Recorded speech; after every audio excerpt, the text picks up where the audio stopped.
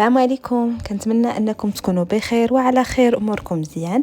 رجعت معكم بفيديو جديد. في هذا الفيديو غادي نحضروا واحد التحليه بنكهه الليمون، كتجي رائعه في المذاق ومنعشه وتصلح لشهر رمضان. صراحه وصفه سهله وزوينه واقتصاديه، كنصحكم انكم تجربوها حيت ما تاخذش معكم بزاف ديال الوقت. وندوزو المكونات. بالنسبه لهاد الديسير او التحليه اللي غيجيب نكهه الحامض، غنحتاجو فيها 2 معالق كبار ديال السكر سنيده، 2 معالق كبار ديال الدقيق، نشا الذره. غادي نحتاجو مبشور ديال الحامض او الليمون. غادي نحتاجو ساشي واحد ديال فلون فاني. غادي نحتاجو ربع كاس ديال عصير الليمون و 500 ملل ديال الحليب.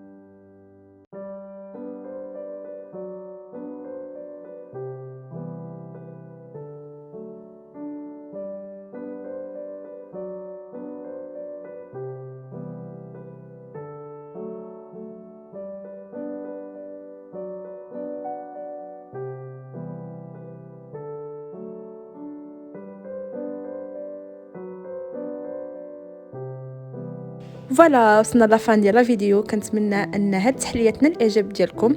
ما تنساوش انكم تدعموني وتشاركوا بالقناه وتخليوا لي كومونتير زوين وجيم لا فيديو. والى الفيديو القادم ان شاء الله، الى اللقاء.